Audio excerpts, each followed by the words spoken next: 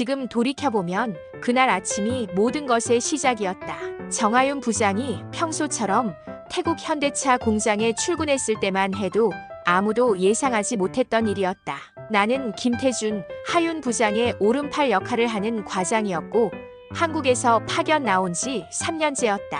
하윤 부장은 나와 달리 이 땅에 15년을 뿌리내린 사람이었다. 그날 오전 8시 회의실에 들어선 하윤 부장의 모습은 여느 때와 다름없었다.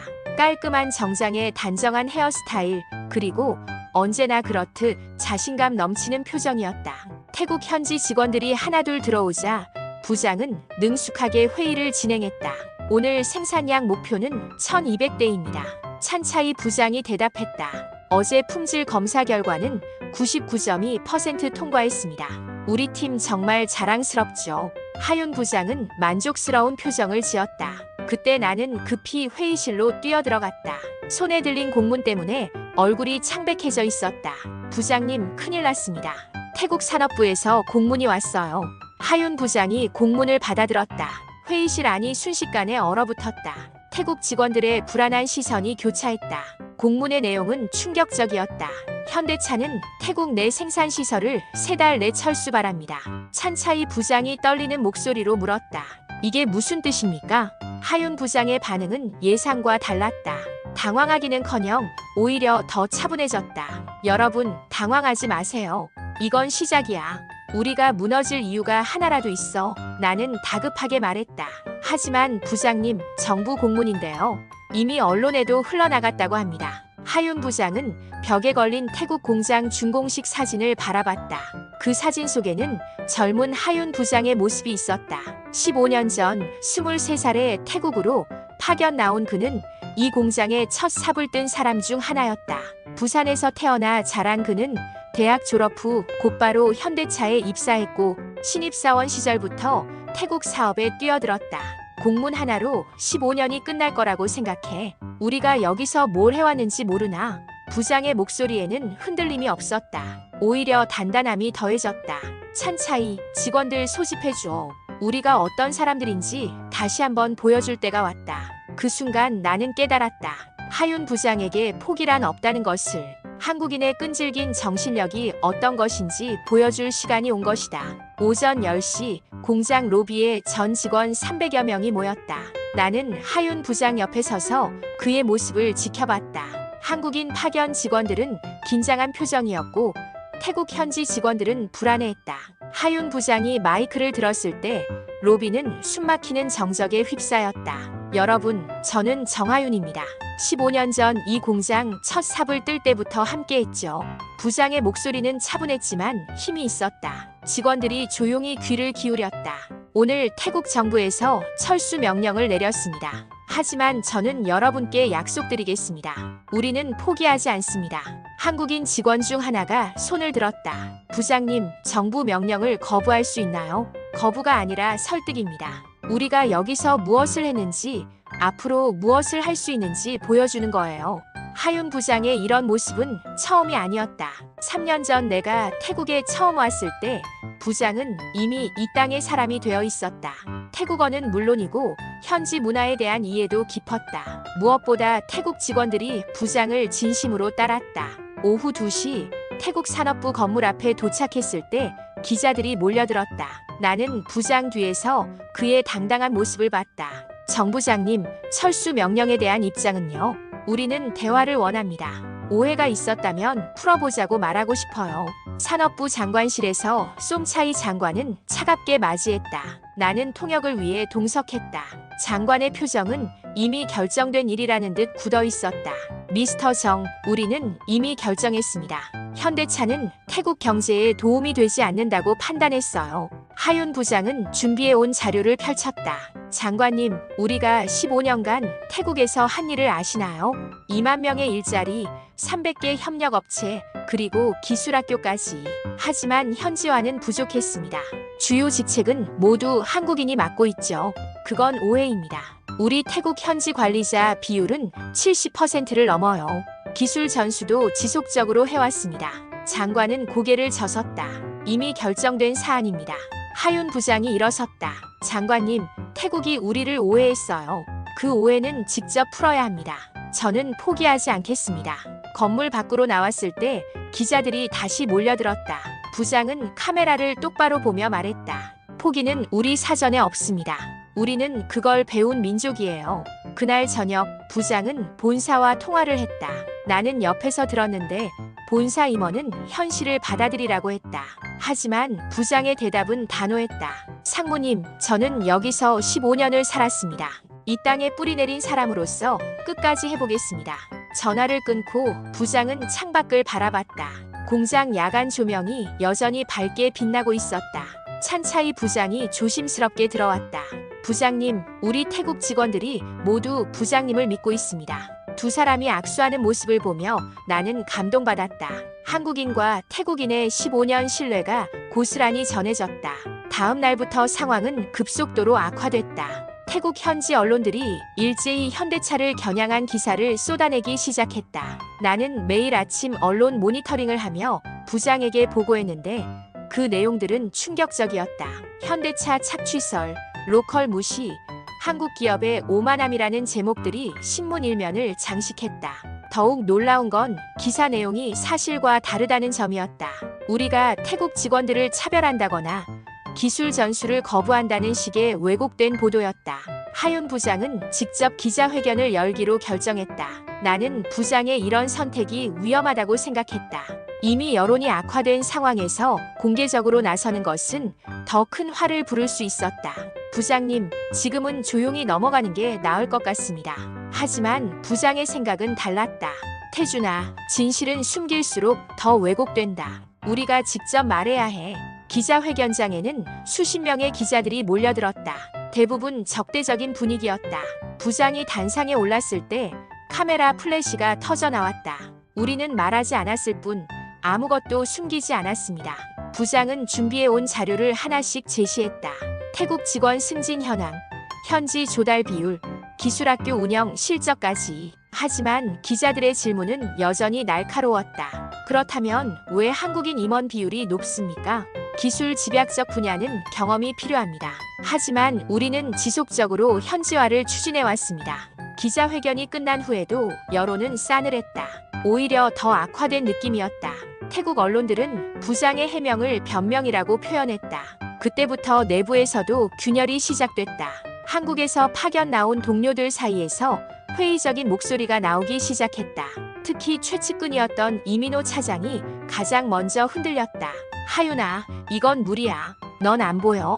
우리 진 거야. 민호 차장은 부장보다 한 살 많은 선배였다. 둘은 10년 넘게 함께 일해온 사이였다. 그런 민호 차장이 이직을 선언한 것은 큰 충격이었다. 민호 형, 지금 포기하면 정말 끝이에요. 하윤아, 현실을 봐. 정부가 나가라는데 어떻게 버티겠어? 회사에서도 포기하라고 하잖아. 민호 차장뿐만 아니라 다른 한국인 직원들도 하나둘 동요하기 시작했다. 본사 발령을 신청하거나 다른 법인으로의 전출을 요청하는 사람들이 늘어났다. 하윤 부장은 홀로 남았지만 오히려 눈빛은 더 단단해졌다. 나는 부장 옆에서 그의 변화를 지켜봤다. 동료들이 하나씩 떠나갈 때마다 부장은 더욱 결연해졌다.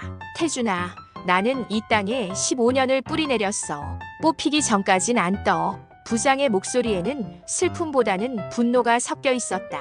한국 부산에서 자란 부장에게는 바다와 같은 끈질김이 있었다. 태풍이 와도 바위는 그 자리에 서 있듯이 부장도 마찬가지였다. 그날 밤 부장은 혼자 공장을 둘러봤다. 나는 멀리서 그 모습을 지켜봤다. 15년간 부장이 키워온 이 공장, 그리고 여기서 함께 일하는 사람들. 모든 것이 위태로운 상황이었지만 부장의 발걸음은 여전히 단단했다. 일주일 후 상황은 걷잡을 수 없이 악화됐다. 태국 정부가 공식 발표를 했다. 현대차는 자발적으로 철수한다는 내용이었다. 나는 그 뉴스를 보며 분노했다. 자발적이라니, 이건 명백한 왜곡이었다. 하윤 부장은 그 발표를 듣고도 표정 하나 바뀌지 않았다. 오히려 더 침착해 보였다. 하지만 파급 효과는 즉각적이었다. 이틀 만에 협력업체 6곳이 폐업을 발표했다. 현대차와의 계약이 끝나면서 더 이상 버틸 수 없다는 이유였다. 가장 충격적인 것은 지역 주민들의 반응이었다. 공장 근처에 있던 병원과 학교들이 문을 닫기 시작했다. 현대차가 후원하던 시설들이었다. 주민들은 당황했고 아이들은 울음을 터뜨렸다. 그날 오후 하윤 부장은 마지막으로 지역 주민들과 만났다. 공장 앞 광장에 100여 명의 주민들이 모였다. 대부분 현대차 덕분에 일자리를 얻었거나 혜택을 받았던 사람들이었다. 한 아이가 부장에게 다가왔다. 아저씨, 병원은 왜 문을 닫아요? 부장의 표정이 일그러졌다. 나는 부장이 처음으로 흔들리는 모습을 봤다. 15년간 이 지역을 위해 일해온 부장에게 아이들의 울음소리는 가장 큰 상처였다. 미안하다 꼬마야. 아저씨가 더 잘했어야 했는데. 그날 밤 부장은 혼자 사무실에 남았다. 나도 함께 남아서 부장을 지켜봤다. 부장은 창밖을 보며 오랫동안 생각에 잠겨 있었다. 공장 조명이 하나씩 꺼져갔다. 15년간 밤낮 없이 돌아가던 이 공장이 조용해지고 있었다. 태준아. 부장이 갑자기 돌아봤다. 그의 눈빛이 달라져 있었다. 포기나 절망이 아니라 새로운 결의로 가득했다. 철수는 안 해. 이젠 싸울 거야. 나는 부장의 말을 이해할 수 없었다. 부장님, 이미 모든 게 끝난 거 아닙니까? 끝나긴 뭐가 끝나. 이제 시작이야. 부장은 컴퓨터를 켜고 무언가를 타이핑하기 시작했다.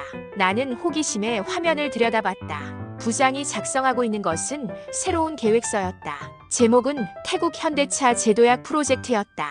부장님, 정부에서 나가라고 하는데 어떡해? 태준아, 우리가 여기서 뭘 했는지 아직도 모르겠어. 우리는 단순히 차만 만든 게 아니야. 사람을 키웠고 지역을 발전시켰어. 그걸 포기할 순 없다. 부장의 목소리에는 흔들림이 없었다. 부산 출신인 부장에게는 바다 같은 끈질김이 있었다. 파도가 아무리 세게 쳐도 바위는 그 자리에 서 있듯이. 그럼 어떻게 하실 건가요? 우리 편을 만들어야 해. 태국 사람들이 진실을 알게 해야 한다고. 부장은 밤새도록 계획서를 작성했다. 나는 옆에서 커피를 타주며 그 모습을 지켜봤다. 부장의 손가락이 키보드 위에서 쉴 새 없이 움직였다. 15년간 쌓아온 모든 경험과 인맥을 총동원한 계획이었다. 새벽 5시 부장이 계획서를 완성했다.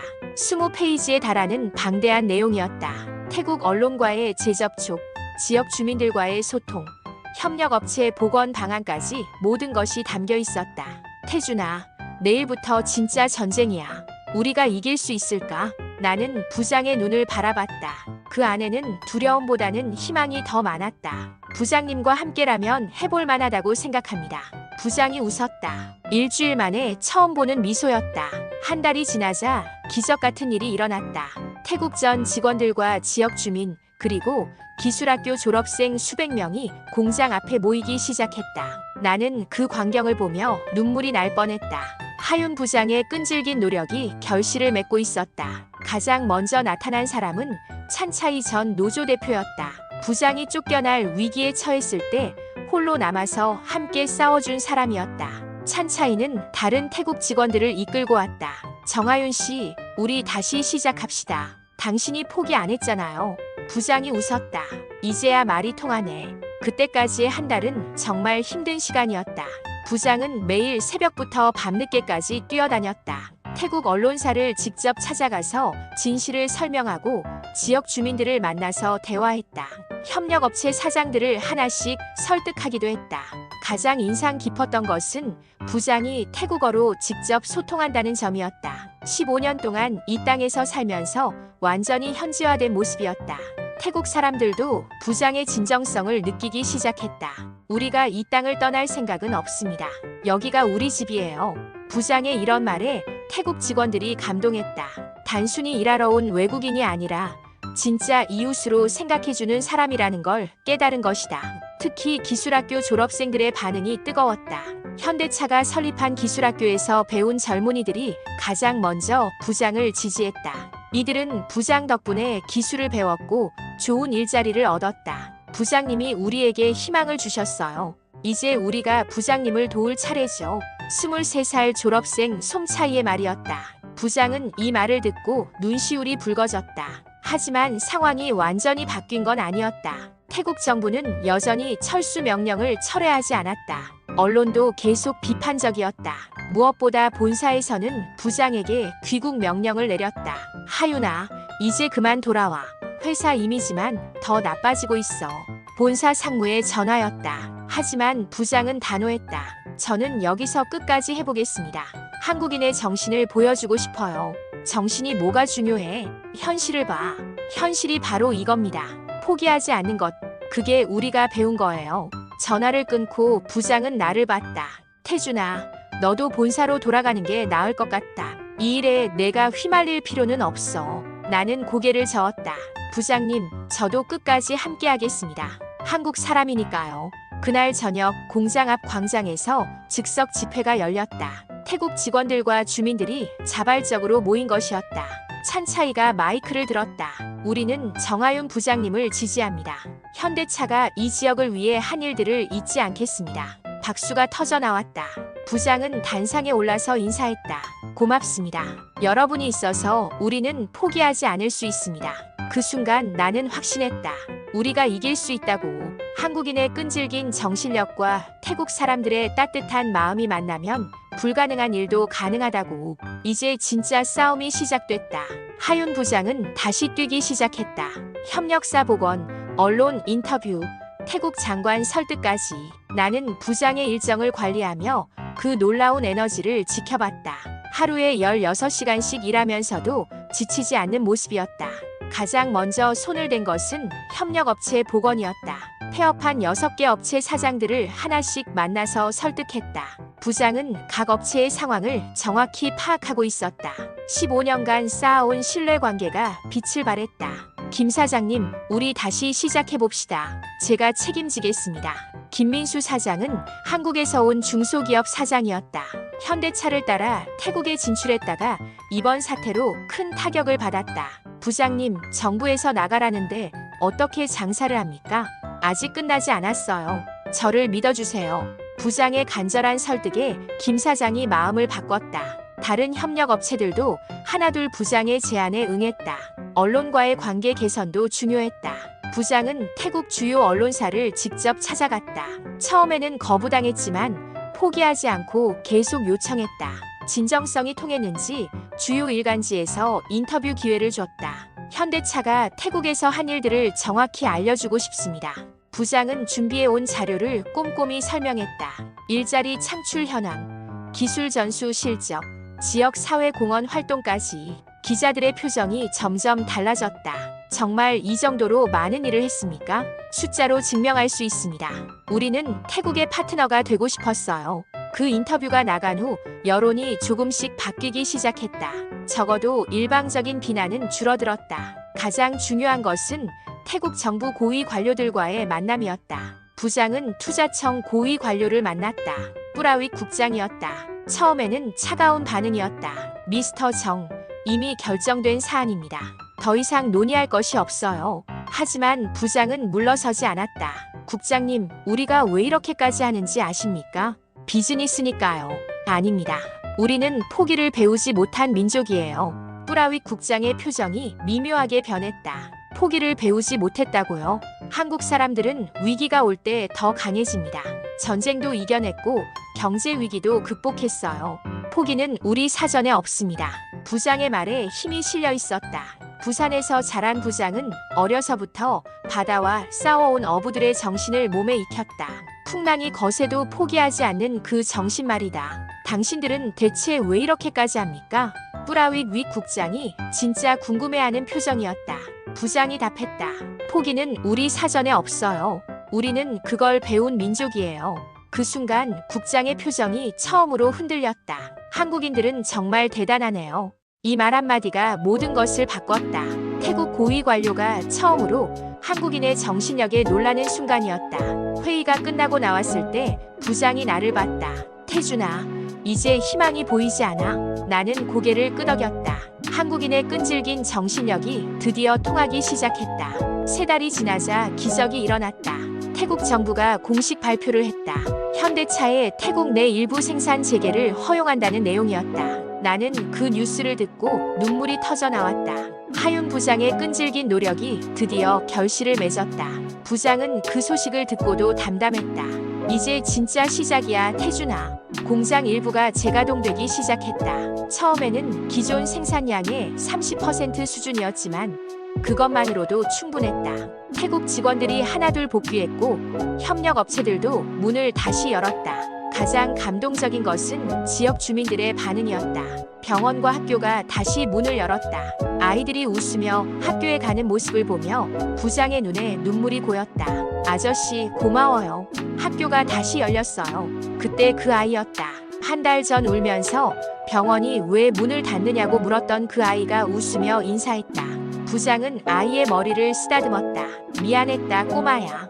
아저씨가 늦었네. 국제 언론들도 관심을 보이기 시작했다. CNN과 BBC에서 취재진을 보냈다. 도덕적 복원의 상징이라며 한국 기업을 조명했다. 부장은 카메라 앞에서 당당하게 말했다. 우리는 철수하지 않았다. 우리는 돌아온 거다. 태국 언론들의 반응도 완전히 바뀌었다. 이전의 비판적 보도는 사라지고 현대차의 노력을 높이 평가하는 기사들이 나오기 시작했다. 한국인들의 끈질긴 정신력에 감복한다는 태국 주요 일간지의 사설이 화제가 됐다. 가장 뜻깊은 순간은 뿌라윗 투자청 국장이 공장을 직접 방문했을 때였다. 한 달 전 부장과 만났던 그 국장이었다. 미스터 정, 당신들의 정신력에 정말 놀랐습니다. 국장은 공장을 둘러보며 감탄했다. 한국인과 태국인이 함께 일하는 모습, 최신 기술로 운영되는 생산 라인, 그리고 무엇보다 직원들의 밝은 표정. 우리가 실수했습니다. 당신들을 잘못 판단했어요. 부장이 정중하게 답했다. 국장님, 서로 이해하는 과정이었다고 생각합니다. 이제 더 좋은 파트너가 될 수 있을 거예요. 본사에서도 놀라는 반응이었다. 처음에는 부장을 말렸던 임원들이 이제는 칭찬을 아끼지 않았다. 하윤아, 내가 해낸 일이 믿기지 않는다. 정말 대단해. 하지만 부장은 겸손했다. 혼자 한 게 아니에요. 태국 직원들과 함께 해낸 거죠. 저녁 무렵 부장과 나는 공장 옥상에 올라갔다. 태국의 석양이 아름답게 물들어가고 있었다. 15년 전 처음 이곳에 왔을 때의 기억이 떠올랐다. 태준아, 내가 없었다면 포기했을지도 몰라. 나는 고개를 저었다.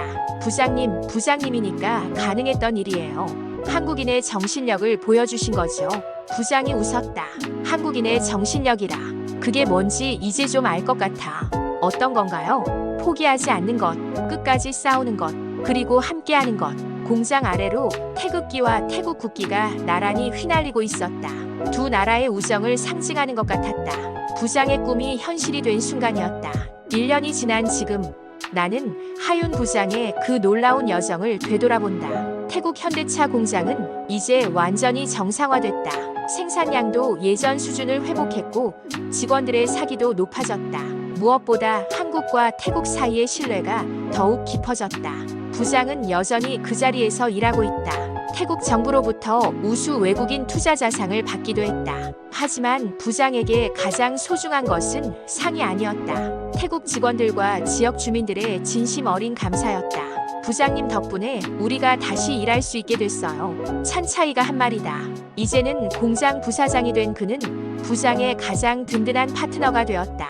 한국인과 태국인의 16년 우정이 만들어낸 결과였다. 그날의 위기가 오히려 현대차를 더 강하게 만들었다.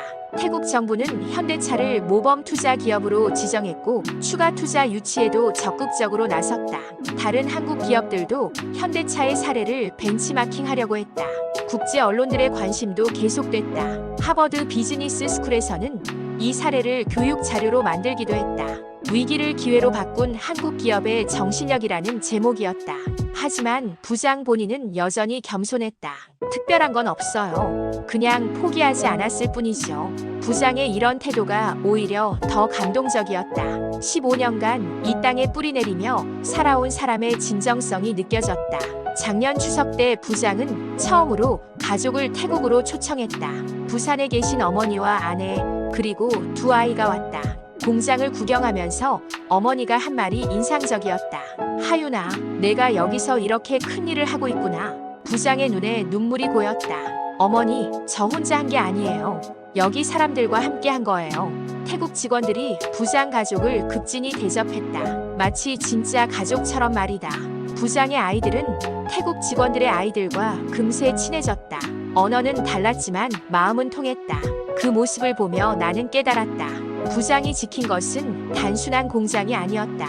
사람과 사람 사이의 관계, 신뢰 그리고 희망이었다. 지난주에는 태국 총리가 직접 공장을 방문했다. 현대차의 성공 사례를 다른 외국 기업들에게 소개하기 위해서였다. 미스터 정의 정신력은 정말 존경스럽습니다. 한국인들은 정말 대단해요. 총리의 말에 부장이 답했다. 총리님, 우리는 그저 한국 사람답게 행동했을 뿐입니다. 끝까지 포기하지 않는 것, 그게 우리가 배운 거니까요. 그날 저녁 부장과 나는 다시 공장 옥상에 올라갔다. 1년 전과 똑같은 자리였다. 하지만 모든 것이 달라져 있었다. 공장은 더 밝게 빛나고 있었고 직원들의 웃음소리가 들려왔다. 태준아, 고마워. 끝까지 함께해줘서. 나는 고개를 저었다. 부장님, 저야말로 고맙습니다. 한국인이 어떤 사람들인지 배웠어요. 우리는 포기하지 않는 민족이야. 그게 우리의 힘이고. 부장의 말이 맞았다. 한국인은 위기 앞에서 더 강해지는 민족이다. 하윤 부장이 그것을 증명해 보였다. 15년간 뿌리내린 땅에서 절대 물러서지 않는 의지로 말이다. 지금도 태극기와 태국 국기가 나란히 휘날리고 있다. 두 나라의 우정, 그리고 포기하지 않는 한국인의 정신력을 상징하는 듯하다. 하윤 부장의 이야기는 끝나지 않았다. 아니, 이제 새로운 시작이다. 우리는 철수하지 않았다. 우리는 돌아온 거다. 부장의 그 말이 아직도 귓가에 맴돈다. 한국인의 진짜 힘을 보여준 감동적인 이야기였다.